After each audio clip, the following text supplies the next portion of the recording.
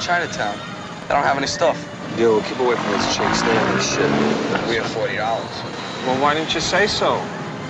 For $40. Well, we don't know if we want to spend all $40. You want good stuff, you want shit. We want good stuff. You know where this stuff comes from? It comes from Maryland. You know what that means? No. That means it's good. Welcome. Hey, welcome back. Episode 2 of the 301 Colored Commentators. I'm Cy. I'm Anthony. How y'all hanging? Yeah, y'all hanging. Yeah. Hope y'all are staying warm right now. It's cold where we're at. Yeah, man. And I thank Rigid. And I thank God for that personally, because the weather is acting like how it's supposed to this time of the year. You're not a fan of that global warming? No. Climate change? No, sir. I was born in a blizzard. Yeah, I'm also an ice baby too, but I'm from Africa, so this doesn't exist. Yeah, he takes that heat. Yeah, dog, that fire. that fire, man. But yeah, welcome back. We're back with episode 2. We're here to address some, pretty cool topics. But we, like to start with something more current in our lives right now, with what we're listening to, anything interesting happening in our lives. So you want to take that off? Anything you listening to right now? Yeah, I recently bought a few Genesis albums, the Phil Collins band. Yeah. I bought some pre-Invisible Touch but post-Peter Gabriel Genesis albums, pretty much the ones I don't have. Got you. Yeah. That's dope. I actually have a Phil Collins Greatest Hits album. So do I. I have that one. You have that one? The one that was just entitled Hits. Yeah, I got it. It's good. Mm-hmm. So what am I listening to per se? Wow. I'm not sure. I revisited that Wiz Khalifa album, which is at the beginning I didn't like too much, but now I do. So it's pretty good actually. I stand corrected. So I've been listening to that. Nas dropped the album too, which isn't bad. Magic, yeah. I heard that one on Christmas Day. Yeah, that's pretty good. So I was listening to that, and I'm trying to think what else is in the rotation. But yeah, that's about it for real. Otherwise, anything else intriguing to you? Yeah, here's something else intriguing for me. This Omicron virus thing. Yeah. First we had a Delta variant, and now we got Omicron. And there's like a new one too. Yeah, Delta Omicron. They combined them both. Was it Deltacron or something like that? They gave it a name. And there's like also some new. They've discovered like 2 new variants too. I don't know what they're called. I forgot. But I don't know if they're in the United States just yet. But who names these viruses anyway? Somebody who's a fan of Transformers? I know, right? Omicron? Shout out to Transformers. That's my. Deltamus Prime. What's next? That's one of my things, dog. Yeah. You're right though. They all sound like Decepticons. Yeah. What's the next strain going to be called? What's it going to be called? Calvin Johnson? Right. Megatron must be stopped. Right. Yeah. The first thing we're going to talk about is The Godfather Part 1. Yeah. This is the original Godfather. This was released back in 1972, March of 1972. It was based on Mario Puzo's novel of the same name from 1969. And Mario Puzo, he actually wrote the screenplay for the Godfather film along with the director, Francis Ford Coppola. The legend himself. Oh, yeah. Yeah. This, Paramount Pictures, which distributed The Godfather, right, they were in an unsuccessful period due to the failure of another prior mafia film, The Brotherhood, right? That was directed by Martin Kitt. Okay. So Did you ever see that? No, I never saw it. I gotta probably check that out. Yeah, keep going. My fault. For context, yeah. Paramount, the heads of the Paramount Pictures, they were insisting that their next mafia film be directed by an Italian, one who understands the ins and outs of Italian culture and the mafia. Hence why they brought in Francis Ford Coppola. OG. Yeah. Now, The Godfather was a critical and commercial success. It grossed nearly $300 million against a $6 million budget. And it launched the careers of Francis Ford Coppola, along with Al Pacino, Robert Duvall, James Caan, and it revitalized the career of Marlon Brando. He got an Oscar for this film, in fact. Yeah. Rest in peace. Yeah. Yeah. But why do you like it? You were a big fan of this film before I was, Anthony. Yeah. Tell me, why do you like it so much? And talk about its impact, replay value. Like, people that know me know it's no secret. I'm a big fan of I've always been a big fan of organized crime, just the concept of it. Not that I'm into it, but just I've been into stuff like that, like organized crime, the mafia, drug cartels, the war on narcotics and stuff. even though they're not generally the same thing. Those kind of things kind of interest me. But just to go back to The Godfather, I thought, to me, it's like a masterpiece of screenplay, acting, directing, and just storytelling as is. Like the way, I'm just gonna go in general, Godfather 1 and 2, the way they were able to kind of integrate past and present scenes to kind of tie in what the story was about. Just little things like that. I just grew to appreciate it. And as I got older, like I even became more appreciative of like the acting in it. There was just really good actors in that movie. And it's, to me, it's one of the greatest movies ever. It's one of my favorites. I've watched it so many times. And it's one of those movies that put me on Pacino as well, and De Niro. Well, De Niro's in the second one, but True. But yeah, I've loved it. You know he screen tested for the first film though, De Niro. Oh, he did? Yeah. And he didn't. He didn't get it. No. Oh, I see. I see. I didn't know that. So yeah, but that's why I like it. Basically because like, just it combines everything that is movie, like Hollywood, like great acting, great directing, great cinematography, great screenplay, everything. It's just all well done. And it's long. It's a really long movie, but when a movie is really good, you don't feel its length. Right. So it's one of those movies. It's nearly 3 hours long. Yeah, you don't really feel it because it's such a good movie. Right. Yeah. Well, what about you? Personally, I like the film because the acting. Yeah, I'm a big fan of actors, and I like to watch them get into a character, immerse themselves in a role, and every actor in here, this is early in their careers, the guys like Pacino, Khan, Duvall, and seeing them as young men and how they just act like it's second nature for them. Absolutely. Yeah. Yeah. And also because of the hierarchical structure of a mafia family too, and how they try to balance that with family life as well too. Yeah. I love that part too. Like being someone that's also, it humanizes them. Yeah, exactly. Yeah. And like someone that like someone like me that comes from a big family and being very family oriented, you can kind of relate to the cultural family aspect of, like you said, the mafia style. Like as much as they're, criminals, like you said, it humanizes them, and you see like how everything is for the benefit of their families, and it's like family first, like that kind of thing. And I kind of come from that background without, the crime part. Right. But yeah. I'm sorry to cut you off, but yeah, keep going. And I was talking about the family, the humanizing of the criminal element by adding the element of family in there. Yeah. And how this film was really a launching point for a bunch of other mafia stories, like The Sopranos. They definitely got something from The Godfather. Oh yeah, 100. Goodfellas, that one too. Yeah, that's another one that's kind of picked elements from The Godfather and kind of made it their own in a sense. Yeah, like, King of New York, kind of. Yeah. And State of Grace. Yeah, all of them owe something to The Godfather. Yeah, absolutely. So yeah, to even dive. And also, what's it called? This is one of those movies, like when Anthony said, despite its length, you don't care about the length once you get into it. Yeah, you're so engaged. Yeah, and if I encounter it on TV, it doesn't matter what part it's on. It maintains my full attention. Exactly, you can catch it from any. That proves how good the movie is. Like you just like you said, like half the time it's on TV, I never catch it from the beginning. I can catch it from any point in time in the movie, and I'll just watch it through because it's so good. The only other film that has that effect on me is a Martin Scorsese film, Casino.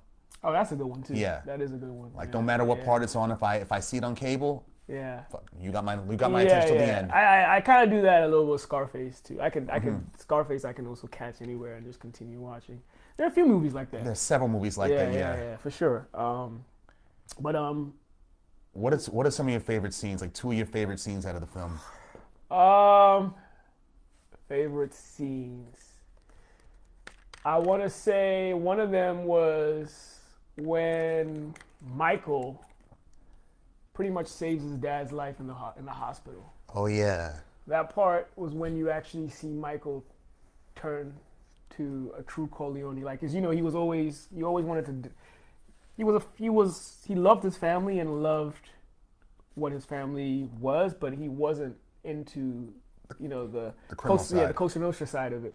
But then seeing what had happened to his father, Right. he was like, it was like a turning point in his life. He was like, I'm here, and I'm not going again. I'm never leaving again. And that was when he kind of started, working his way to Don level.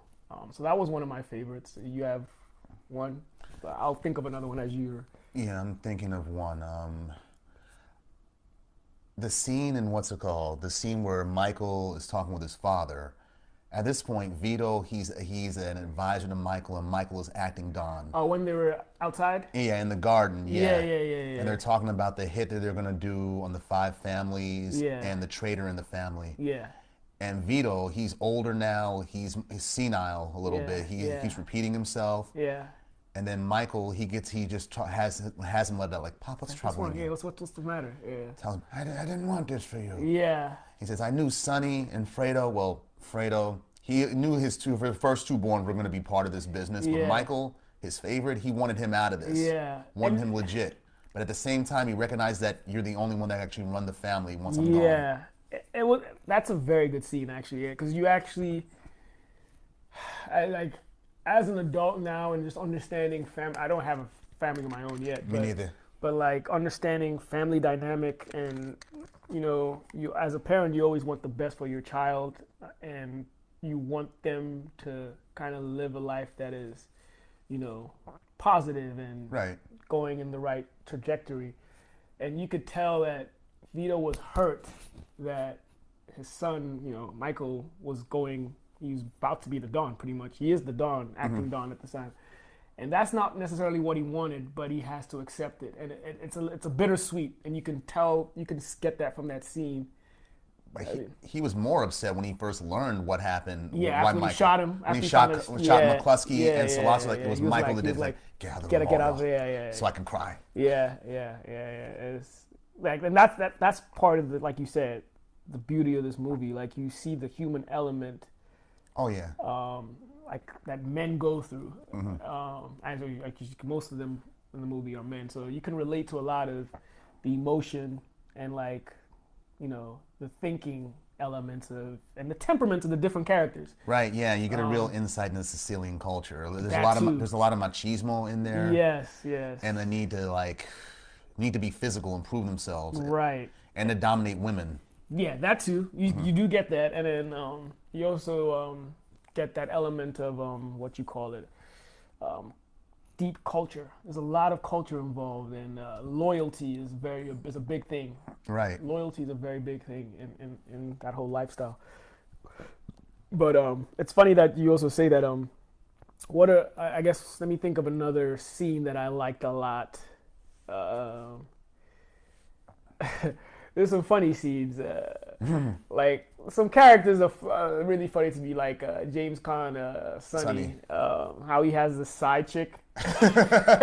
He has a side chick that he's just banging, and it's just normal. It's cool to them. It's like, and then like how he's a hothead, and how he's like every time because his sister is an abusive marriage, and he's constantly seeing his sister with bruises from the husband, and he kicks his brother-in-law's ass. Yeah, beats the hell out of him in broad daylight. Yeah, and ends up leading to his demise. Yeah, his temper is. And that's why like even Vito said, like he wouldn't have been a good Don. Yeah, he said so emotionally driven. I thought Santino would have been a bad Don. May he rest in peace. Right, exactly.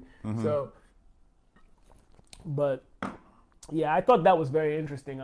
Fredo also wasn't built for that kind of. He's a walkover.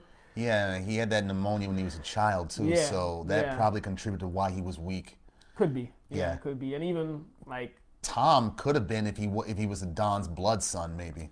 And that's another thing. That's another like dynamic that was so really interesting. Like, you could tell like Tom, they loved Tom and Tom loved them. Yeah. But there were elements where you see, like, yeah, Tom, we love you, but you're not one of us. Right. Yeah. And that really hurts Tom. It does. continuously, like it happens. And even Sonny knows it too, and he was why he's quick to apologize. He's like, Right. if I had a Sicilian consigliere, this never would have happened. Right. He's like, wait, what's that supposed to mean? Like, and then even later on, when Michael's trying to send him to Vegas, he's like, what's going on? Like, Yeah. I could be here with y'all. I can help out. Like, it's like, nah, you're not really one of us. Yeah, you're not a wartime consigliere. Yeah. So he's like, but he is like all in. Like Tom is all like he loves them like they're his blood. They do too, but there's an element that's like we still, love you, but you're still not a Sicilian. Exactly. And you're immersed in the culture. You speak the language. You even got yourself a Sicilian wife, but you're still not one of us. Right. And I can relate to that in some extent. To some extent, with like my extended family, sometimes when elemental issues are going on and like they're shared with me, and sometimes they ask my opinion, I give it to them. Yeah. And then certain times, they're like, yo, you're still not necessarily in this family, so there's certain things that you can't really know. I get it, but so I understand. I understand the dynamic, and I also understand where Tom's coming from in that breath. In the second film, it got even worse though for him, and he was the most loyal person in the Corleone family. Probably the most critical too, because he was so intelligent. Yeah, he could see. It's like, why didn't you keep him as consigliere? I mean, because he can actually see all the holes in your thinking. Exactly. And then he's not afraid to call you out for it neither. Exactly.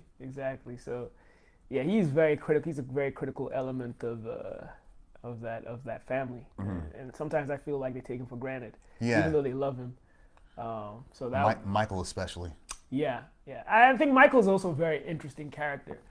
Like comparing him to Vito, so in Godfather 1, Vito was obviously in that OG phase. He's like you said, he's old. Yeah. He's at that age where you're wise, so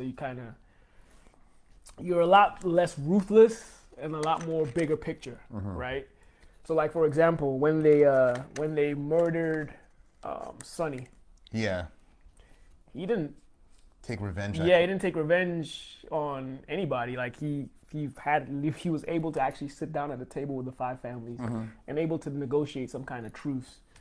At the same time, watch each of them and figure out which one of them was behind it. Exactly. So he still knew, but he didn't take any action. Whereas with Michael's like a hybrid. Like I almost see him as a hybrid of Vito and Sonny in the sense that he's always calm and collected, but he also has a temper.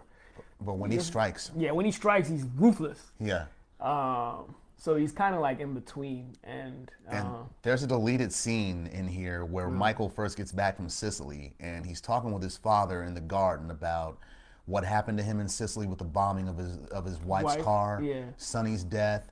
He talks about his father sit down with the 5 families, and Vito's like, I gave my word I wouldn't take action, but won't they take that as a sign of weakness, Pop? Yeah, because it is a sign of weakness. Yeah. And he tells him, you gave your word that you wouldn't take revenge on Sonny. I never gave mine. You ain't got to have nothing to do with it. I take responsibility. Yeah. And that puts a smile on Vito's face like, come, we can talk about it more now. Yeah, man. So they were planning the hit on the 5 families before Vito even died. Right. That's true. It was deleted. It's not in the original, but that is a good scene. But there's like each character has their own distinct traits, and I think, like I said, Vito was more, the wisdom. That's at the age where it's like, I'm all about the bigger picture. Let's minimize violence.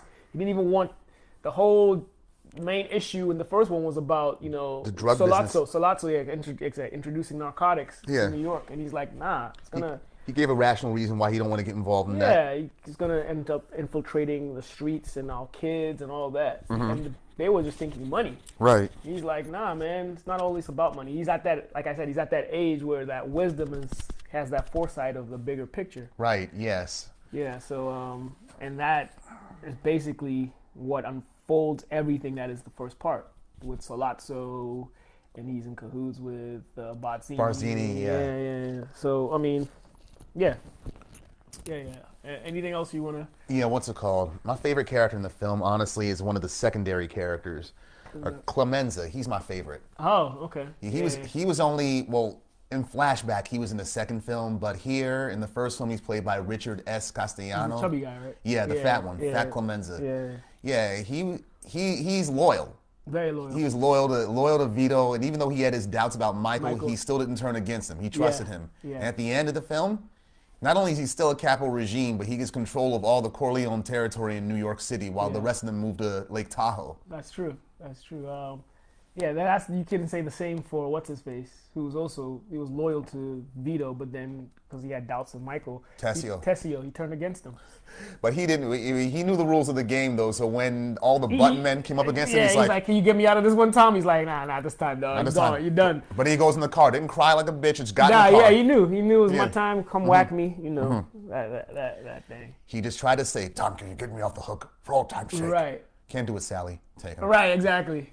Another legendary scene that I how could I miss this was near the end when it was Anthony's baptism. Oh. And how it like simultaneously he just murders like the baptism murders. Yeah, when he murders like during the baptism simultaneously he's hired hitmen to like wipe out the heads of the 5 families. Got his capos, all in place like chess. Yeah, exactly. And he even kills dude from Vegas. What's his name? Mo Green. Mo Green. Mm-hmm. Shot him in the eye. Shot him in the eye, like, and he's just calm. Saying his baptism, he's reciting his baptismal rites. It's kind of like an oxymoron. Like here you are pledging to God, and at the same time you're like cleaning house, murdering everybody. Pretty much, yeah. Yeah. The juxtaposition of it. There's a certain black humor in it too. Yeah, kinda. And the other part about it that just really just like it's plausible deniability for Michael. It's like I didn't have nothing to do with that. I was in the church. Watching my nephew get baptized. Exactly. That wasn't me. Exactly. It's funny, because like later on, when he gets to Vito's age in the third one, he's a lot more remorseful for some of the shit he did, especially with the stuff he did with Fredo. In the second film, I mean that probably pushed his diabetes into overdrive and why he looks older than his actual age. Right, exactly. All the guilt he feels from having Fredo killed. Exactly. But yeah, you saw how he was like, even when he went to Vegas, he does not play about his family. Yeah. He looked at Mo Green like, you slapped my brother around? It's like, Mike, you do not come to Vegas and talk to a guy like Mo Green like that. He's like, Fredo, you're my brother and I love you. But never take sides against the family again. Ever. Said it so calmly too. Yeah, and he meant that shit. Yeah, he did. The second film, you saw how he was. He was not in the mood to forgive anybody, even family. Nope. Maybe and another time we will do the second part, but for now, we'll just kind of delve on the first one. Right. Anyone else in there that you thought was a cool character or any scenes? I thought this guy was funny. Luca Brasi. May your first child be a masculine child, Don Corleone. Oh, even Don Corleone was kind of shook by him. Yeah. Luca Brasi wants to talk to you. Yeah. Is this really necessary? Right. He didn't think he was going to get invited to the wedding. He wants to say thank you. All right, come on in. Bring him in. Man. That's funny as hell. Like there were a couple of cool scenes. Like even the dude that the dude that he tried to give an offer that he couldn't refuse, the Hollywood guy. Oh yeah, he's like Waltz. Waltz. Yeah, exactly. He's trying to be reasonable with him, but what does he do? He insults them. Right. Next thing you know, wakes up with his horse head beside you. Right, that rich, expensive ass horse too. Yeah, apparently. So that was a pretty funny scene. Yeah, the black humor. Yes. Yeah, exactly. Yeah. And the other thing I found I liked during the movie was the Luca Brasi sleeps with the fishes, the Sicilian message. The message. That was dope. That was dope because I saw that they reinterpreted that in Entourage. Oh, they did? I don't remember. Which season? I think in season 4, Johnny and Turtle, they go to some director's house. Yeah. And they break up his car. And then Johnny leaves a fish right on there. Turtle's like, what are you, the Godfather? No, but I'm sending a message. That is, Aquaman is back. Dog, that's my show, dog. Shout out to Johnny, dog. Johnny Drama, legend. Shout out to Johnny, dog. He's a legend. Viking Quest. Oh, damn, that's a funny guy. Yeah, but yeah, I'm trying to think who else in that movie that was I a big fan of. Sonny was cool. Thinking. obviously Michael was one of the main guys that I definitely was a fan of Michael's first wife. Oh, Apollonia. Yeah, she was finer than yeah. way finer than Kay. Yeah, way finer than Kay. And when he first saw Apollonia, his eyes just he was holy like, oh my Christ. gosh, yeah, I'm gonna marry you right now. And she was like, yeah. Yeah, I'm down for that. Yeah. Yeah, she like that. That was a dope scene. Like when they first met, it was like inevitable. And plus, their marriage is like he had more fun with her than he did Yeah, with you Kay. could tell. Yeah. You could tell they were more compatible. Yeah, and plus that was him being in Sicily and meeting her. That's when he really started getting in touch with the Sicilian heritage. Because before that, he tried to be like a white bread American. Exactly. Have parted hair, come to his sister's wedding in a military uniform as an act of defiance. Right. But now it's like, okay, he's embracing his Sicilian heritage. When he comes back, slick back hair. Right. This is just mob style. Well dressed. Yeah. I think also the movie illustrates some real aspects of, what the crime life was like when it came to politics, how they have they bribe politicians to get them in their pockets. Exactly. Politics, like senators and things of that nature, and even the police, cops, judges, they're all in their pocket, and that's real. That is real, even now, yeah. Even now, yeah. So I thought that was a... Yeah, they wouldn't be realistic if they didn't have it in there. Right. Exactly. Okay. Yeah. So what do we got? Next, we move on to the WWF Attitude Era. Sweet. Yeah. Okay. People say, there's varying points about when this era began. Some say it began as an after effect of the Montreal Screwjob, which we talked about in the last episode. Yeah. From November of '97. Right. Others say it began at that year's WrestleMania with the Bret Hart Stone Cold Steve Austin match, where Stone Cold Steve Austin was in the sharpshooter, bleeding from his head, and would not tap out at all. I believe that's where it kind of started for me. For me, that's when it kind of I started to get elements, because that was the first time. Because in my opinion, the Attitude Era was born by Stone Cold Steve Austin, and I think at that WrestleMania was the first time that fans actually had empathy for Stone Cold. Yeah, and me too. From there, like, people started actually liking him.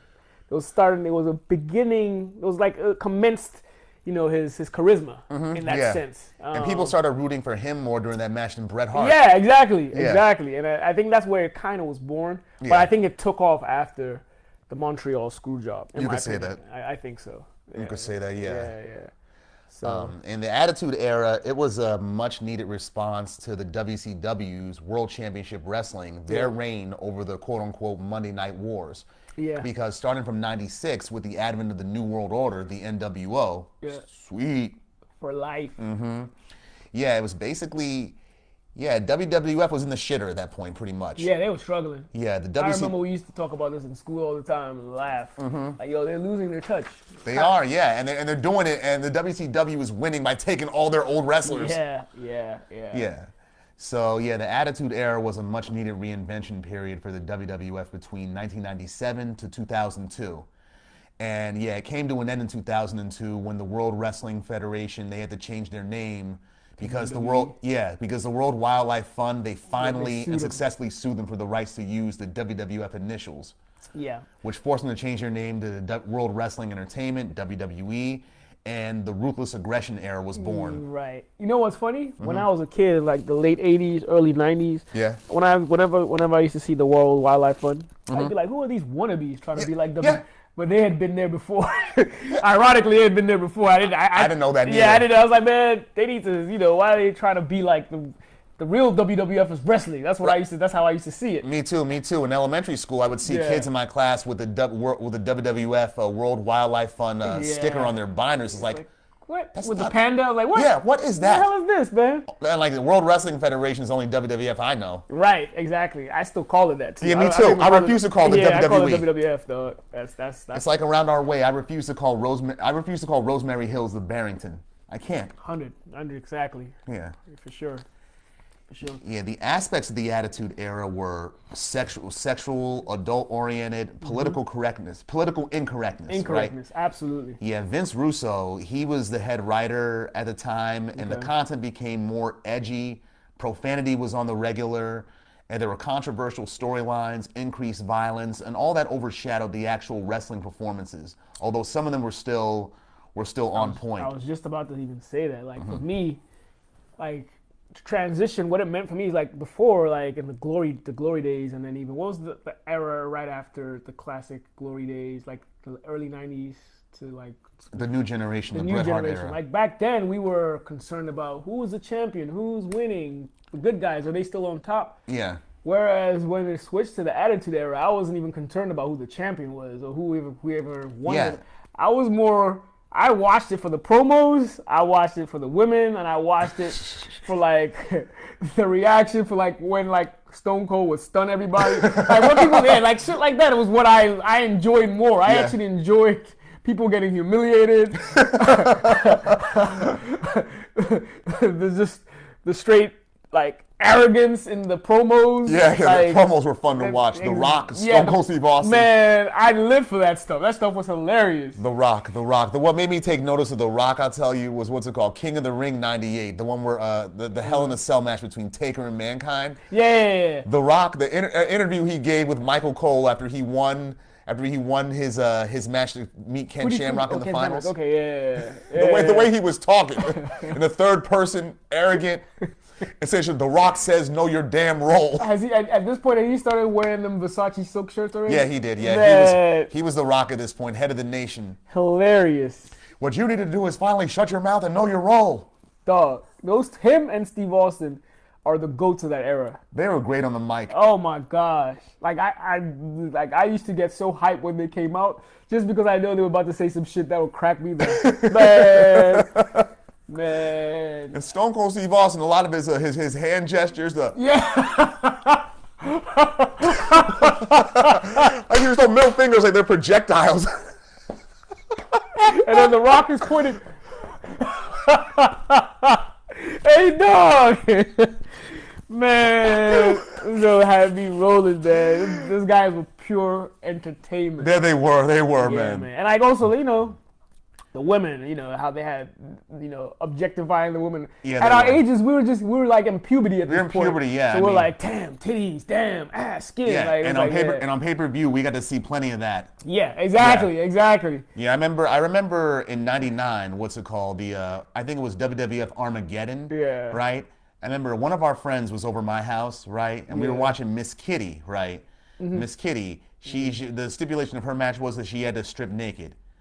And what's it called? She didn't go all the way, but she did take her top off. And we were like, holy Christ, they can do that now? Dog, you know what's funny? Like, when I watch that stuff now, I'm like they all look like the plastic, the silicone is just Yeah. it's just, I'm not a fan of that stuff. Me so like neither. at the time, you're in puberty, or you don't happen care. to see some titties, yeah.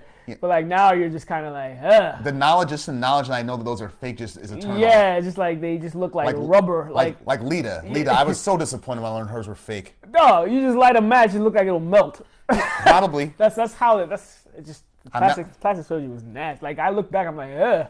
It is gross, especially if it looks like it's sagging. Ugh. Right. Like, I just know, I mean, can't you... We used to see like Sable, wow. Yeah, Sable was fake as hell. Like the only one, I think Sunny was the only one that looked, even I think hers was fake, but even her, I think her portions were realistic. They weren't like overly. You think Trish Stratus, you think she had fake too? Yeah, they were all fake. Trish, even the black girl was fake. Jackie, they were all implants. China was definitely fake. Yeah, because she used to be flat, and then all of a sudden, but all of them were all silicone enhanced. All of them. Yeah, stables were a big thing during the Attitude Era. Yeah. Degeneration X, the Nation of Domination, the Yeah. Corporation, Ministry of Darkness, the Brood. The Brood, yeah. Yeah. The DX is another big one. They were dope too. They were dope. Yeah, I was a big fan of DX. I mean, I don't have any more of their shirts no more. I outgrew them, but it's like, I was a fan of them. Yeah, same here. It was fun. WCW wrestlers, they were defecting before the promotion was even purchased by McMahon in 2001. Most notably, guys like Chris Jericho, he had the best debut in the WWF, I thought. Yeah, it was definitely fun. I remember we actually, I think we watched it recently. We watched it on YouTube too. Like either you sent it to me. Yeah.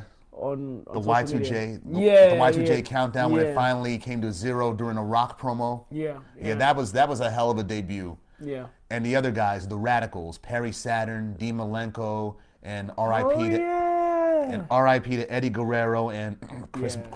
Chris Benoit. All them Bamos was such good technical. I always thought Dean Malenko was an underrated wrestler. He a was. very, very good wrestler. He was underrated. Perry Saturn, I like him too. The Very Death good Valley technical. Driver. Yeah, very, very good technical wrestler. And say what you want to about Benoit, yeah, but he in the ring, speaking in that context, he was a good technical wrestler too. He was he reminded me of Dynamite. Very similar.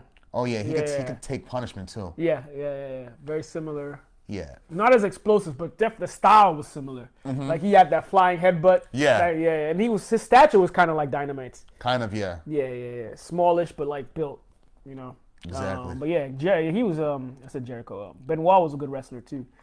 A lot of the like we said before, a lot of the female participants in the WWF at the time, the wrestlers and managers, Yeah. they were given more shine and made more sexualized. You had like Lita, Sable, Sunny, Yeah. Trish Stratus. It moved away from the guys. Yeah, it did. It was before it was all guys, and then it was Elizabeth, and then Yeah. maybe Sherry.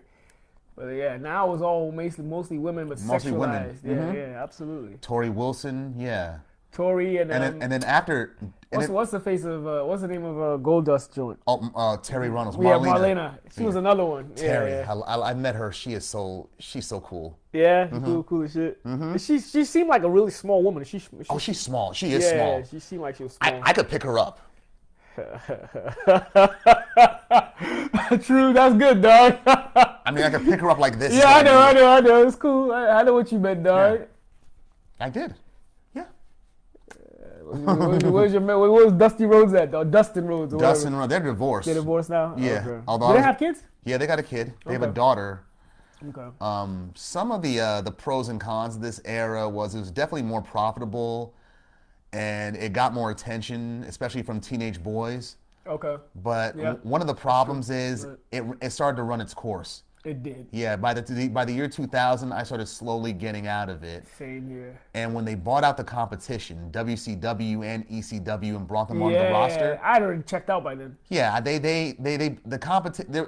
Yeah, I honestly I stopped watching wrestling before we graduated. Yeah. What was that? 01? 01, yeah. Yeah, I'd stopped. I wasn't watching it at that time. And by the time we got to college as freshmen during that September, I had dropped out completely. I started watching real sports like football. Yeah. I mean, I was watching real sports simultaneously with wrestling. He was, yeah, but I needed something new. I feel you. Yeah, but yeah. So like now, like I said, there are kids that I tutored that I love wrestling now, and it's just garbage to me now. It's just garbage. I wouldn't know where to begin now. Yeah. It's like, all the wrestlers that I knew from our era, they're either retired or what's it called? They're still holding on their glory days. Triple H is the only one I still know who's still an active participant. I heard what's his face still wrestles too. Rey Mysterio. Rey Mysterio Jr. still wrestles. Yeah, he's there. The Luchadors. They got energy. Yeah, he was a good wrestler. I'm guessing he still is. Which reminds me of one of my favorite moments from the Attitude Era. What's it called? It was 99, right? And The Rock and Chris Jericho, they were feuding. And The Rock, he comes out and says, "Chris Jericho, you think you impressed The Rock because you were down south beating up some poor jabroni named Juventud?" Juventud Guerrero. I forgot about him. Juventud Guerrero, the Youth Warrior I from remember him. WCW. I remember him like shit. The shots they would take at WCW were funny. Yes. I remember Juventud. Juventud was good. Yeah. WCW had a stable of good luchadors and like Latino wrestlers. I remember Juventud. What was the dude that had Psychosis? Psychosis, yeah, with the black and white. Yeah, I heard he was gay. One of them was supposed. The only wrestler I heard was gay back then was Chris Canyon. May he rest in peace. Was it Canyon rather? Yeah, he was part of Raven's flock. Did he wear a mask? No, he was part of Raven's flock. I think Psychosis was too. I have to double check, but don't quote me because I don't want to misquote. Nah. But I feel like one of them was one of the one of the luchador wrestlers may have been. Yeah. But they had quite a handful of them in WCW. They had a lot of them, more than the WWF had. Definitely. They were very good, athletic, which is the culture of luchador wrestling. It is, yes, yeah. That whole off the top rope aerial. Right, Hurricanranas, yeah. Yeah, that stuff. They were really nice with those. But yeah, who were like obviously outside of the norm, Stone Cold and The Rock, who were some of your favorite wrestlers during the Attitude Era? My favorite wrestlers during the Attitude Era. Yeah. The Dudley Boys became my favorite tag team eventually. Oh, they were good.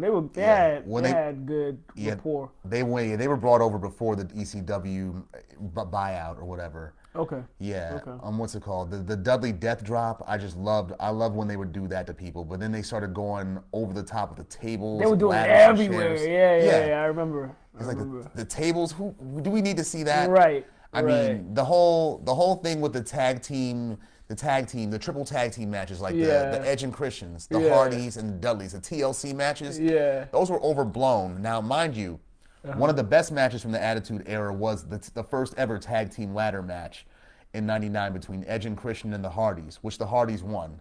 And that stole the show at No Mercy '99. That was the best match. Gotcha. I remember it. I don't think I watched it, but I remember hearing about it. Yeah, it was for like the $10,000. Terry Runnels set it up. It was called the Terry Invitational Tournament. Funny. Funny play on words or acronyms, whatever.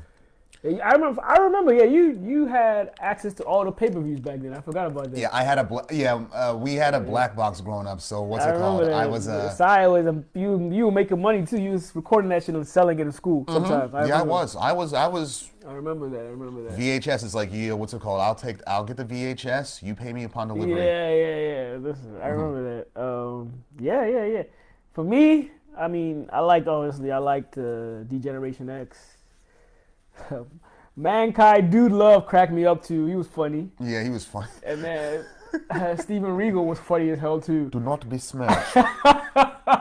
Steven Regal, and then obviously out of DX, badass Billy Gunn was one of the funniest dudes for me.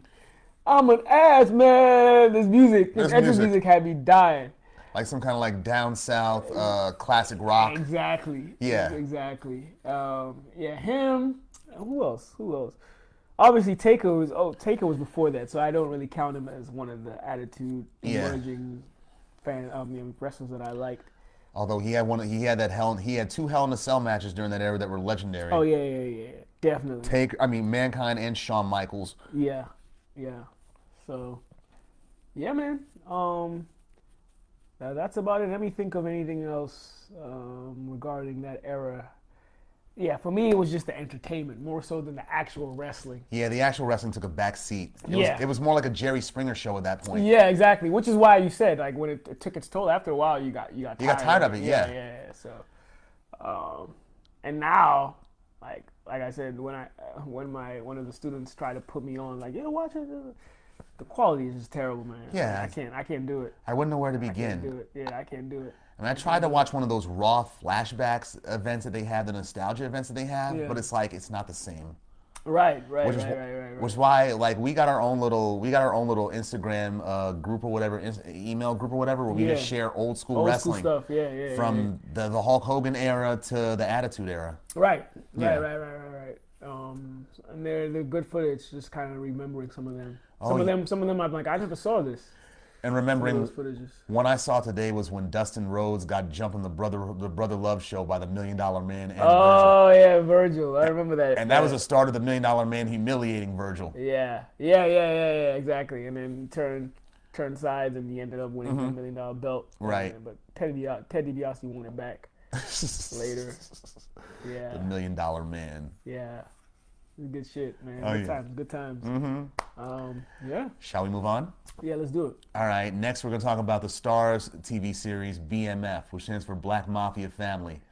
What up, though? What up, though? It takes place in Detroit in the 80s. Yeah. The first season aired in late September 2021 on the Starz network. Yeah. And like its sister series, Power, rapper 50 Cent, he executive produced this series as well. And between both shows, 50 Cent has given shine or increased the shine on several black actors and actresses. 100%. I love it. Both new, obscure, and known, like Demetrius Flannery Jr., Lil Meech, and this is his acting debut on BMF. He's playing a fictionalized version of his father. Yeah.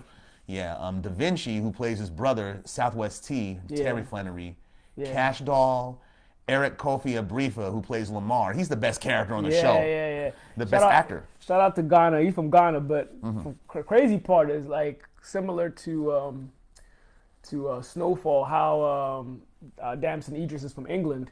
His natural accent is a British accent, and you wouldn't even know just by watching the show because he does such a good American accent. You think he's American? Local, yeah, but he's actually from England. I mean, he's born and raised in England, I think. I don't know if he's born and raised, but he was raised in England, so he has an accent. But he's from Ghana. His name is definitely from Ghana. Yeah, his parents are Ghanaian. He was raised in England. Yeah.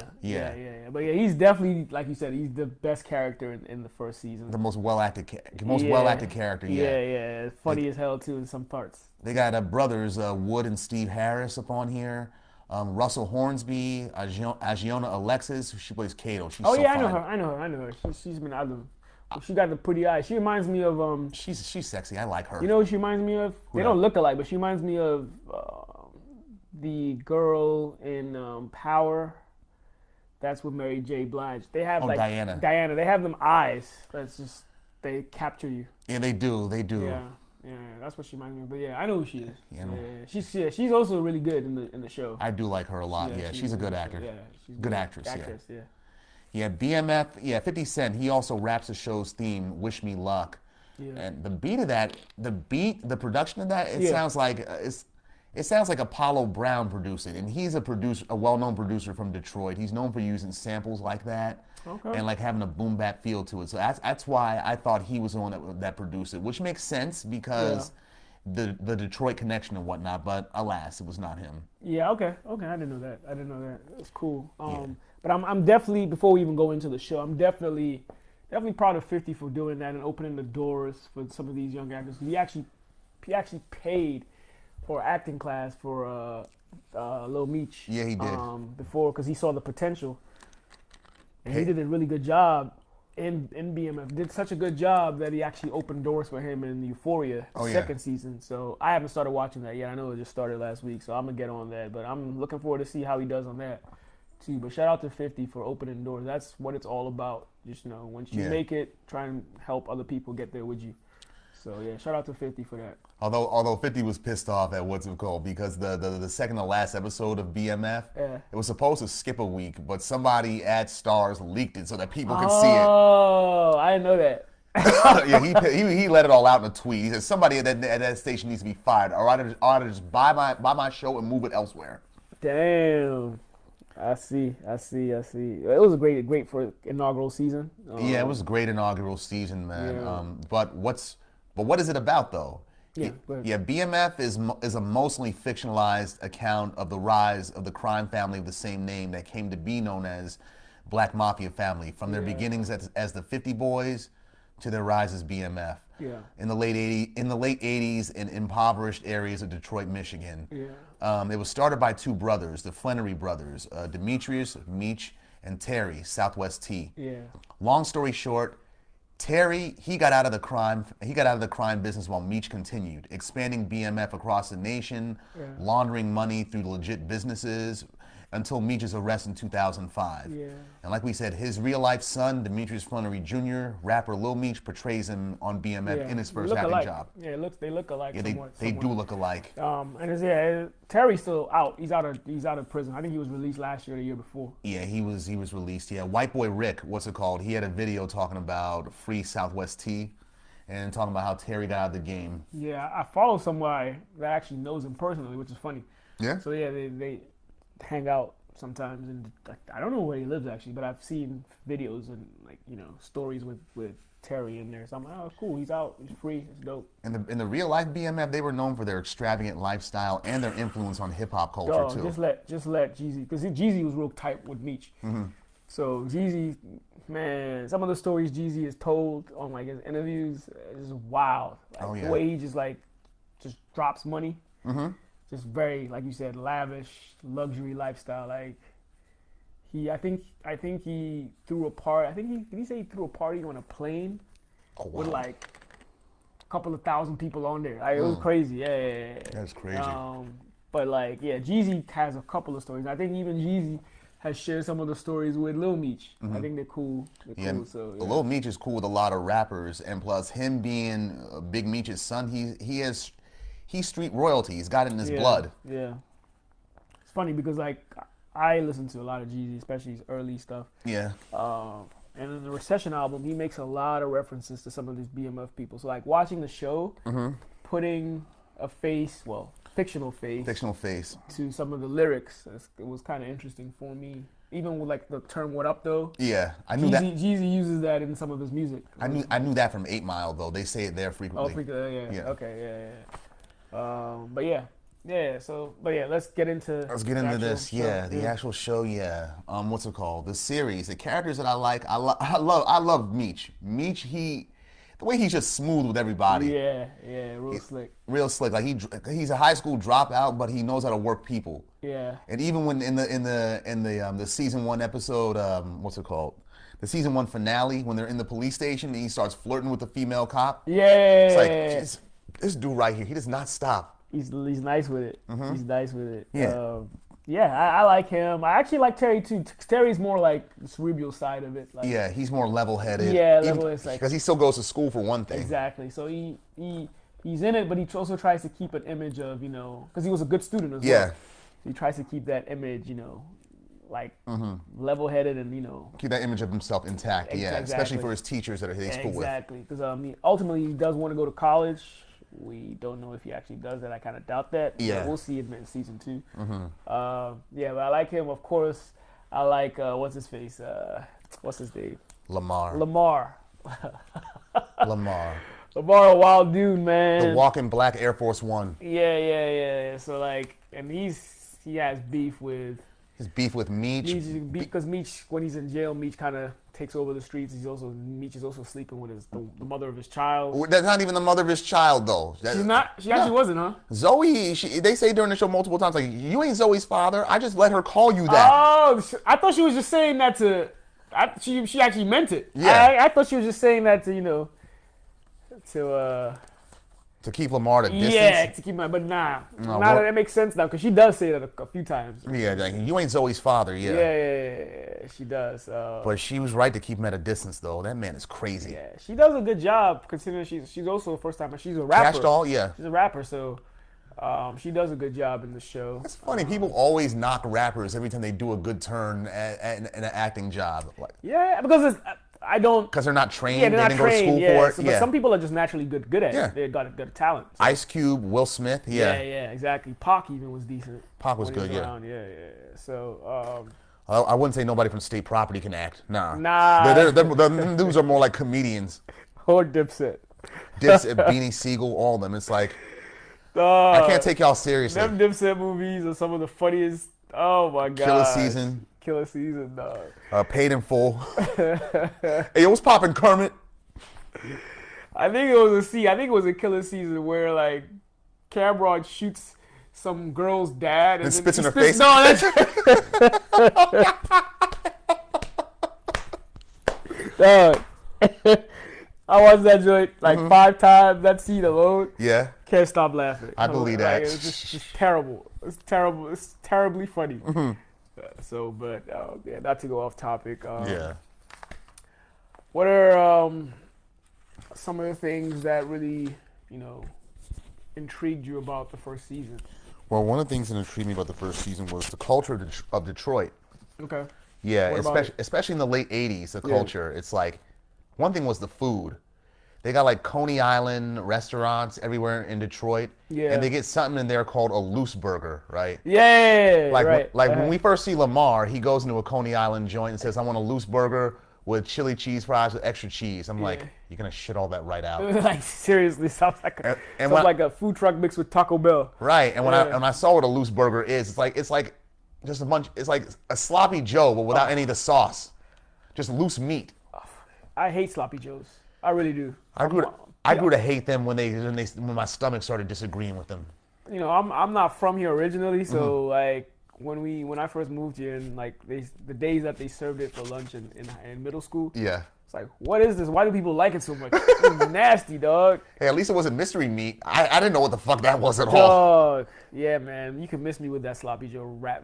Yeah, I'm done. I liked it. I liked it until my stomach disagreed with it. Same thing with mayonnaise. I can't stand I mayonnaise hate now. mayonnaise too. I never really liked mayonnaise, honestly. Remember in high school, I used to put it on the fucking, what's it called, tater tots and shit. Oh yeah, I do remember that. You did, yeah. But post college, I grew to remember hate that. it. I remember that. Well, was it also you, or was it? I know I used to do that. Just put a lot of like the peppers in the sauce. Nah, that that was was me. That may have been you, Yeah, it was me. So I like it, my food a little spicy. So, but yeah. Let me think. What actually stood out for me? I don't know. Like, I don't think it stood out. I think it was interesting that everyone was very religious. It's almost like the Colombians in the cartel. Like, everybody is super religious, but when it boils down to it, they're down to do some crooked shit. Yeah. Down to the priest. Yeah, Pastor Swift. Yeah. I kept thinking he was gonna smash the Flannery mother. Mom, yeah, because the way he was very much kind of flirtatious. Kind of flirtatious with her, and she was open with it. Yeah. But like, and when he first appears and they do that prayer circle where they're holding hands and the camera focuses on his hand holding hers, like, and the husband watching. Yeah. And it's like, is something about to happen? Let's see honestly, you might not be far fetched. We might see something in season 2. We might. We might. I mean, a lot of the times, like hints like those are not red herrings. Right. Exactly. Like, I remember in True Detective season 1, when Matthew McConaughey's at the dinner table with Woody Harrelson and his wife. He's like, she asks Matthew McConaughey, "You have a wife? You have kids?" "No, I'm divorced. I had a daughter, but she died." But then the wife looks up and like, "I'm so sorry," but really it's like, "Oh, I'm definitely fucking later." Yeah, exactly. We're definitely gonna have sex later. Yeah, that's kind of funny. Yeah, and they do. Yeah, I believe it. Yeah, it sounds like real life. But yeah, what else? Any scenes? Yeah, my favorite scene. Let me tell you my favorite scene, yo. It's a tracking shot. It was like a 2-minute long tracking shot where they didn't shift the camera, did it all in one take. It was in episode 5, right? Or what's it called? Terry, he pulls his car into a garage and the camera moves over to the 12th Street boys. Slick, right? They're trying to get the drop on the 50 boys, right? Oh, yeah. Slick is limping. He got people behind him. The camera closes up on those three, and then they turn their heads, they like laugh for a second, and they go back forward. Gunshot. Yeah. You see Saki, B. Mickey. What up now, nigga? 50 boys. Yeah. Then Terry, he pulls the car around. He gets out, does a complete 360 to open the trunk, and then gets back in the driver's side. They put Slick in the trunk, all the while Eric B. and Rakim's "I Ain't No Joke" is playing in the background. That's right. That scene was, I do remember. That was ill. that scene was tough. That was ill, yeah. They got the drop on them dudes. Yeah. I do remember that. And Terry, the way he just does it, gets out of the car, opens the trunk, then goes back around to get back in the driver's side. It's like, I ain't got time for this shit. Right. That was a good shit. That was a good scene. That was a good scene. For me, let me think. Outside of the when Lamar kills his dude, that was a funny scene. Yeah, Slick, yeah. It's just like it was also very just kind of ruthless. Yeah, it was, yeah. In the sense that like he's over there singing. Stop the rain. This is crazy motherfucker crazy. Dude. Like, what you doing packing? Get the hell out of there. Get out of there, dog. You can tell he's not there. Yeah. Next thing you know, Shanks. This is ruthless. And he keeps singing. Yeah. And he basically, and the band that sang that song, Loose Ends. Yeah. He was basically calling him a loose end. Yeah, exactly. But yeah, that scene, and then there was another. I'm just trying to remember.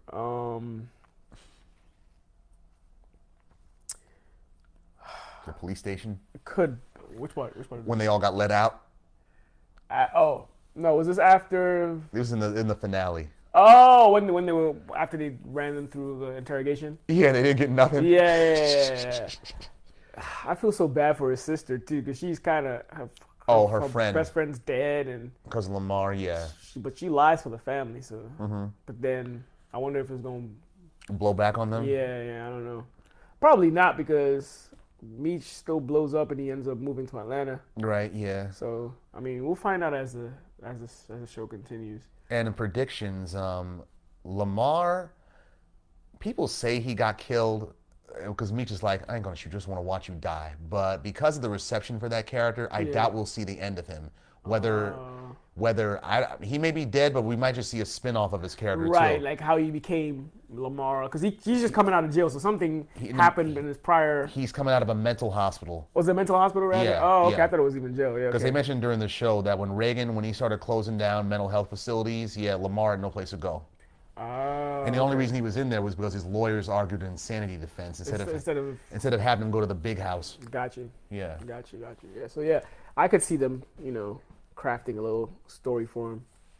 Because people will watch it because his character was pretty dope. So. And the father, Charles Flannery, I'm like, you goddamn hypocrite. Yeah. Like, you up here talking about how Terry makes his money and you mad that he paid your bills, but here you are trying to steal money from your youngest boy's settlement. Right. Exactly.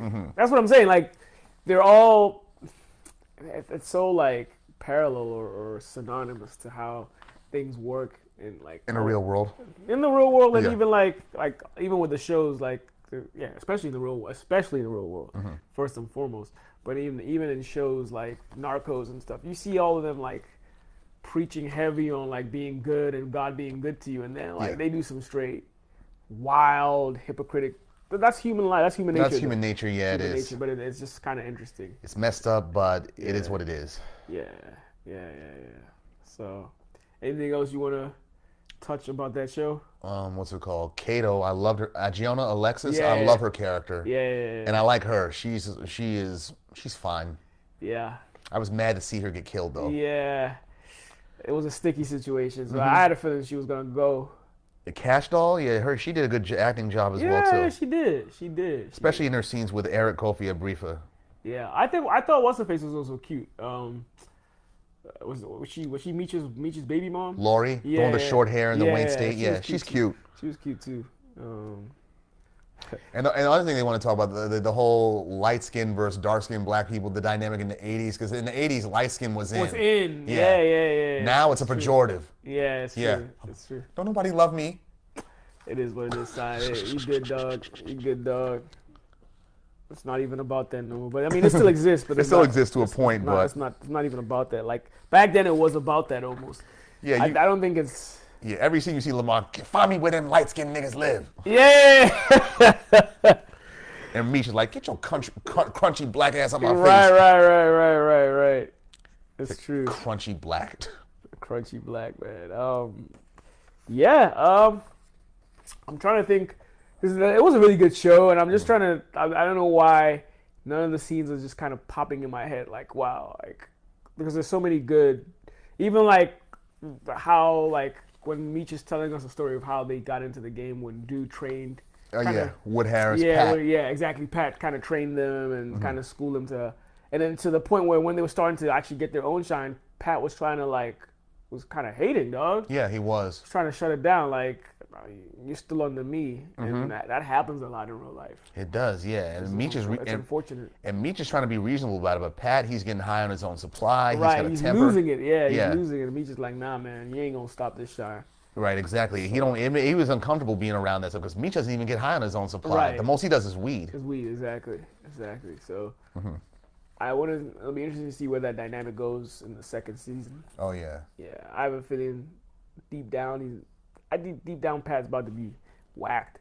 Yeah, if he's in the second season, yeah. Yeah, I think they're gonna get him out the way because he's hindering their progress. He is, yeah. I mean, Meech is still under his thumb, so I don't want to pay this dude no more. And also their new Connect, she was cute. Oh yeah, Big L. But she only wanted to work with Terry. Because she thought Meech was too loud. And she was right. He's too flashy. And not only that though, the way he was in their warehouse acting like a kid in a candy store, touching everything. Yeah, exactly. And Terry's like, don't touch everything, man. I'm me. I can't help it. Right.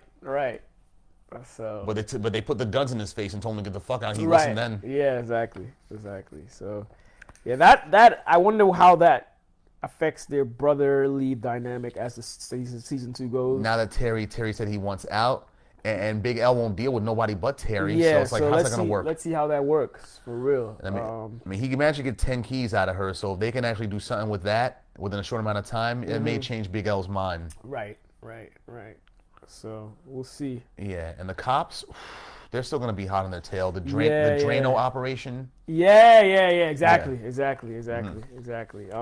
know the black guy that was once under. He's now trying to cover his ass because. Oh yeah, because what's it called? Investigation. They're on him now too. They're not sure what side of the fence he's on. That's exactly what they said. Exactly. So he's trying to cover his ass.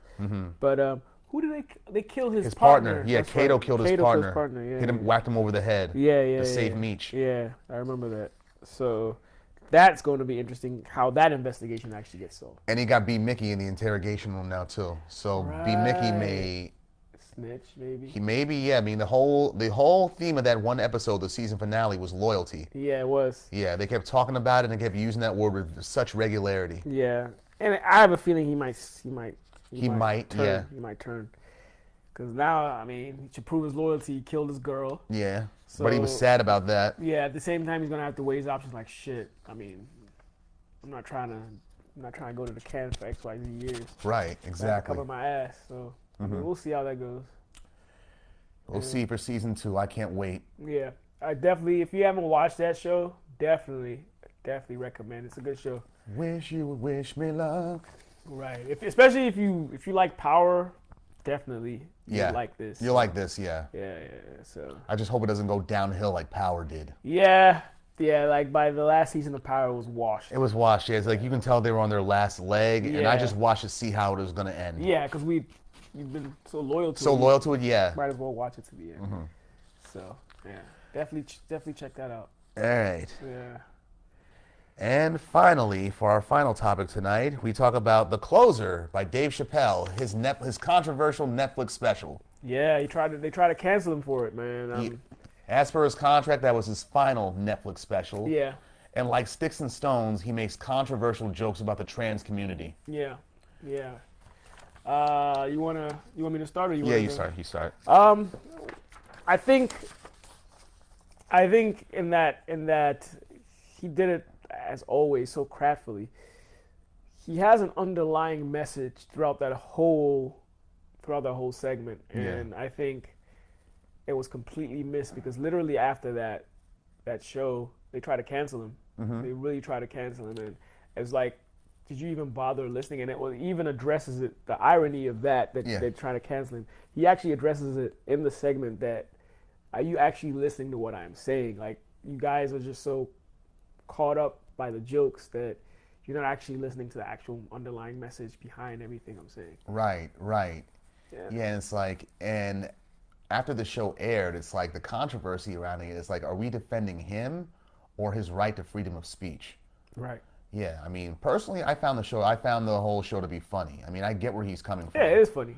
Yeah, and he raises a lot of good questions in a very laid back, humorous manner that can go over a viewer's head. Yes. Yeah, like for example, he's been doing this in Sticks and Stones, asking the question, why is the trans community off limits for comedic fodder? Yeah, you can make fun of lesbians, you can make fun of gays, bis, but transsexuals or transgender, why are they off limits? Right. Yeah, and furthermore, someone like Caitlyn Jenner, right, at the roast of whose roast was it? Rob Lowe, I think it was. Yeah, Caitlyn Jenner had a bunch of jokes, self-deprecating jokes about herself and the trans community that just landed and were funny. And my takeaway from that was, if Caitlyn Jenner can take it, so can the rest of y'all. Yeah, I think he also, funny enough, in the closer, he also draws that attention because he has a friend that's transgender. Yeah. That he cracks jokes around, and she actually opens his show, and I think when he was in Texas. And Go ahead. Yeah, I think her name was Daphne or something like that. When the transgender community tried to drag him for misquoting and misreading or understanding what he was trying to say, she came to his defense. And she, as someone that knows him, she knew that he wasn't transphobic, none of that. Like, he was just doing his job as a comedian, one, and two, a lot of his jokes are underlie the fact that, hey, we're all marginalized here, and the bottom line is we're all, here trying to fight for equality.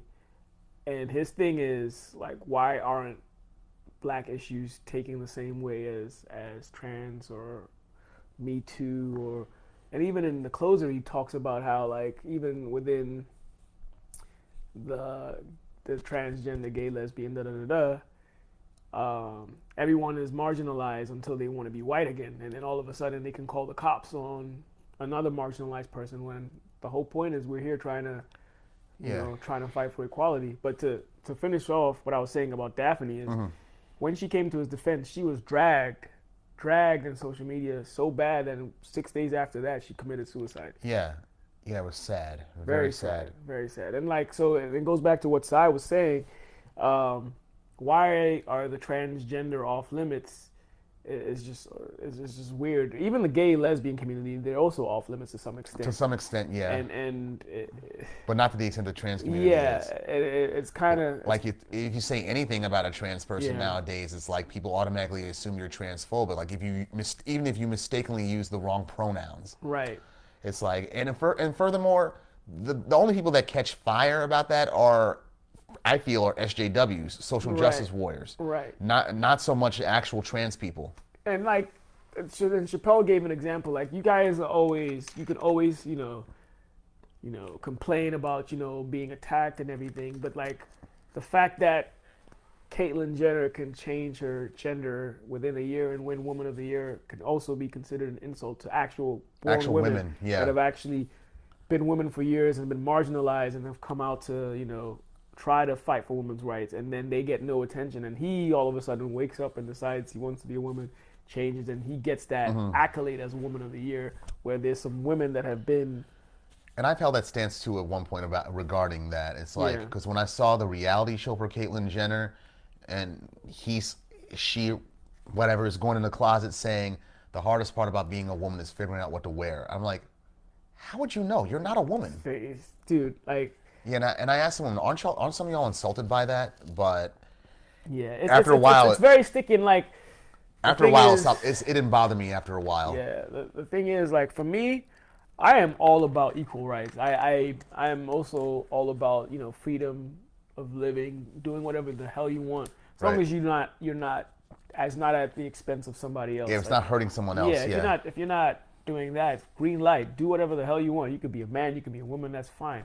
My issue with especially the transgender community is the fact that they're so like quick to shoot or quick to criticize, quick to cancel. Yeah. They need to be a lot more thoughtful and empathetic, in the sense that the dynamic of the transgender has only been possible within the last 20 years because of technology and medicine. Whereas the reason why I'm not as lenient with the transgender community as I am with the gay, lesbian, bisexual community is they've been around since biblical times, the beginning of the time. We've been around them for so long that we understand the dynamic. We're just being idiots and unempathetic to the extent that, we're just not trying to listen. Whereas with the transgender, they're fairly new. Yeah. So like this whole dynamic of forcing people to be calling you this, forcing people to be calling you that, or when someone refers to you as a her, when you're a man into a woman, like for instance, like I read somewhere like someone, a transgender man, became a woman, and she had just had a child. I don't know, I think adopted, and someone congratulated her as a her, and she was offended. Yeah. Like stuff like that. Like you have to. It's okay to be offended. There's nothing wrong with that. But to be quick to shoot, you need to be also mindful that you guys are a fairly new phenomenon. You haven't been around longer than 20 years, because the technology to switch you from male to female and female to male is fairly new. And it's not going to lead to automatic acceptance. Right. So either. like we have to understand the dynamic or how it affects everybody, as far as changing some of these logistics regarding like, the gender when you're filling out forms, or partaking in sports where like a man that becomes a woman now goes and competes in a female sport. Yeah, but he still has the strength of a man. Yeah. And those kind of things are things that we need to kind of. You may have altered your outsides, but genetically right. you're still male. We need to think these things out and see how they work over time before we jump to these conclusions. So if you want to be transgender, whatever, I'm all for it. Do it. I'll respect you as one. But at the same time, I'm still a little bit on the fence of how quick they are to cancel or like shoot at people. I don't mean literally shoot, but like, quick to attack people. Right. When this is a phenomenon that people don't really understand yet. So you have to be empathetic. And like Dave Chappelle, he hit the nail with the hammer on this. Like, dude, if you're here fighting for your rights to be equal, it goes both ways. Empathy is a two-way street. Like, right. You have to be empathetic, and whoever is on the other side has to be empathetic to you. It doesn't work one way. So for you to be quick to shoot, you also have to be mindful about who's on the other side. Like, do they really understand your dynamic here? Mm-hmm. And if they don't, you need to be a little more elaborate. Just sit down, be patient, and elaborate. And if they are still acting disrespectful, then you shoot. Right, exactly. Don't shoot first. This whole and don't ask cancel questions. culture is the whole cancel culture is just shoot first and don't ask no questions. Yeah, and it's not constructive. No, it's not. Of the day. So I saw nothing wrong with the closure. Honestly, I thought it was actually a really good skit. A lot of the stories and the jokes that he tells is basically it's his way of joking. Of wow, the transgender community has made so many strides, and here we are, black people that have been here for hundreds of years, and we haven't made strides as quickly or as rapidly as you guys. And it's even apparent within your community. Right. Like when things go wrong, like y'all are minorities until y'all need to be white. Exactly, and then all of a sudden, the black person is still black. It's still black, yeah. Same. He even gave an example with the Me Too movement or women's rights with Sojourner Truth, like. There was a time where one time they were fighting for women's rights, and the white women were like, "No, don't say anything." He's like, "Wait, I'm a woman, dog. I'm gonna say anything regardless because being a woman is not exclusive to race, to color." Yeah, exactly. So that's basically what he is trying to point out in this whole segment. Like he's joking, but at the same time he's also joking, but at the same time telling us, "Yo, like." You guys have made strides, but here we are. My thing has been fighting for a black person. How can we all be on the same page so we can all strive together? So yeah, he's making, and that point just went over so many viewers' heads. Absolutely. Just looking for an excuse to just thank you. To point their finger, say, no, you're canceled. No, you hate trans people. No, we don't want you at our high school. It's like, I wasn't trying to go to your high school. Yeah, exactly. And the fact that he points out with an actual transgender woman or man that became a woman. That went over people's heads. It's like I was like, the fact that he even used that. Yeah. The fact that he even used that right there should have shut people up, but it didn't. It didn't, and she came to his defense because she actually knows him. Right.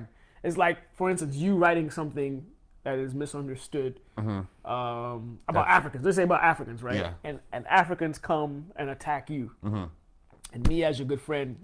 Go on public record and be like, I know this guy. He doesn't hate Africans. You guys misunderstood what he was saying. Right. And all of a sudden, Africans come and attack me, saying like you're not African enough. That's basically what happened to the transgender, and it forced. I don't know if it forced, but it probably had an influence in her committing suicide. So be empathetic, y'all. At the end of the day, be empathetic. We're all humans, and at the end of the day, the whole goal is to uplift everybody in an equal way. And even with us, like I'm very vocal about, black rights and, helping black people out. But at the same time, with all... About mindfulness. Yeah, we have to be mindful. With everything that has happened, I'm always conscious not to have, sometimes you get consumed with anger and rage. Right. Try not to let that consume me, because at the end of the day, it's about being constructive. And if I let the anger consume me, I'll be acting like the oppressor, in a sense, and that makes me no better. It makes me even worse knowing the flaw in what this whole system is, and then me continuing it in my own way. So it's always important to be constructive. Context matters. Absolutely, constructive. Like we're all. You need a lot of context to seriously examine anything, and a lot of people that detracted to the closer, they didn't have any context at all. At all, and I'm glad they were unsuccessful trying to cancel my man. Same. It means he can keep on doing this. Yeah. So, but I thought it was a good segment. I thought I was a little emotional. It hurt that his friend actually committed suicide because of whatever reason was. Because of people didn't understand. Yeah. So that definitely hit hard. People are scared. People are fearful and frightened of anything they don't get. Yep, that's human nature. Yeah, it's human nature. And like, it is important to, whenever we see people that resort to that. Yeah, even us African Americans who've been marginalized and spat on and just treated like second-class citizens, even we're susceptible to the whole fearing and hating what we don't understand. 100%, we are. Yeah, like I said, we're only human. Yeah, we're only human. But it's important to be aware of yourself, aware of your surroundings, and aware of where you came from. That way, when when you're conscious about stuff like that, you notice, oh shit, here I am, reacting the same way people have with me. Yeah. How do I?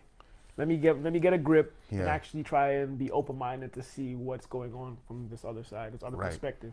That's happened with me too. I know. Yeah. So like, it's not easy, but it's important to be mindful to do that. Mm-hmm. So, yeah, man. Anything else you thought was pretty cool about that? I mean, some of the jokes were funny. What's it called? When he talks about old school gays, them Stonewall niggas. Stonewall niggas. You ever see the faces of the gay niggas in the 80s? Always looking surprised. What man said? They all look like, I was like, man, this man's a fool. And he was like, wait.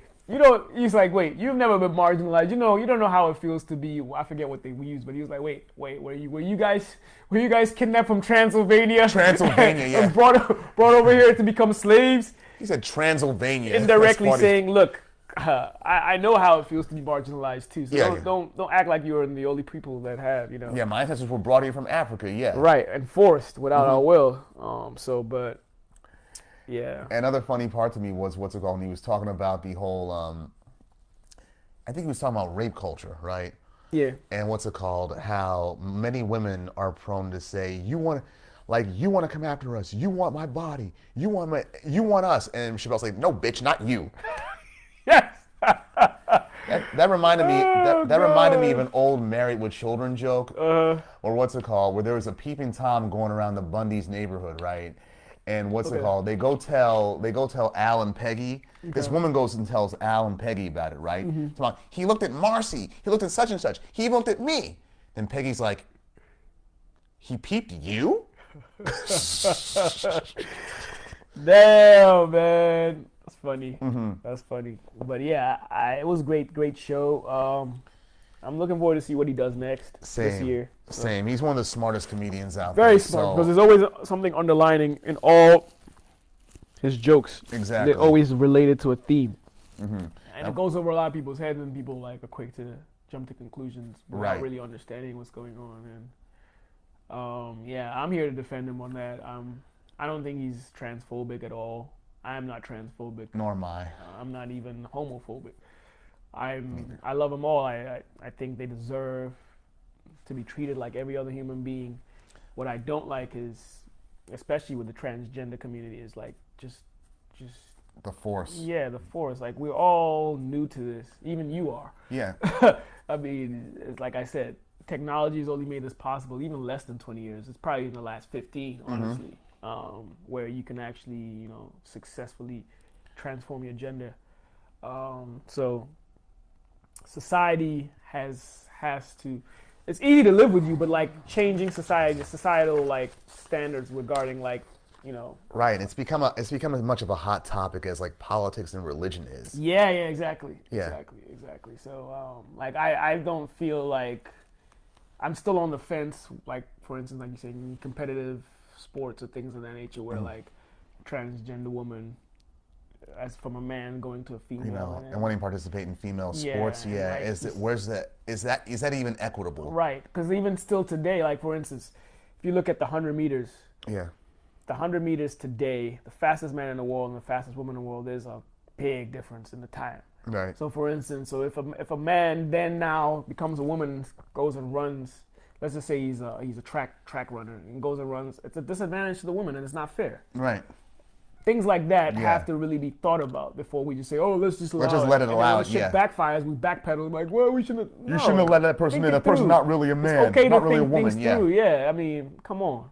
Yeah, That's my don't- only thing. That's my only Just thing. don't automatically jump the gun. You just Yeah. need a lot of context with this. Yeah, and it still exactly. needs it. And it's gonna take a while. I mean, you can jump the gun when someone is just being a dick. Yeah. That's different. But if people are actually honestly trying to understand and, Or they're mistaken, yeah. it's Yeah, you honest can't- mistakes, it's okay. It's okay, We're yeah. human. Nobody's perfect. So, yeah, man. But love to everybody, man. No doubt. Straight Love up. everybody. Yeah. So, but, yeah, man. Yeah, man. That's what we We're got. closing tonight, right? So, Yeah. That's what we got for episode 2 tonight. Yeah. Yeah, we're definitely going to do an episode 3 in the next 2 weeks. And we're going to do Scarface. We're going to talk about that. We're going to talk about Ozark. Now the final and fourth season is coming on Netflix. That's one of our favorite shows. Oh, yeah. And we're going That's to my talk joint. and we're going to talk about one of professional wrestling's most unsung heroes, the Dynamite Kid, Dynamite Tommy Kid. Billington. Shout out to Dynamite Kid, man. Yeah. That's one of my favorites. So tune in another 2 weeks. We're going to sure. give you shout outs. We're going to give you promos when we're going to be doing episode 3. 301 Colored Commentators. Get at us. We out here. Peace.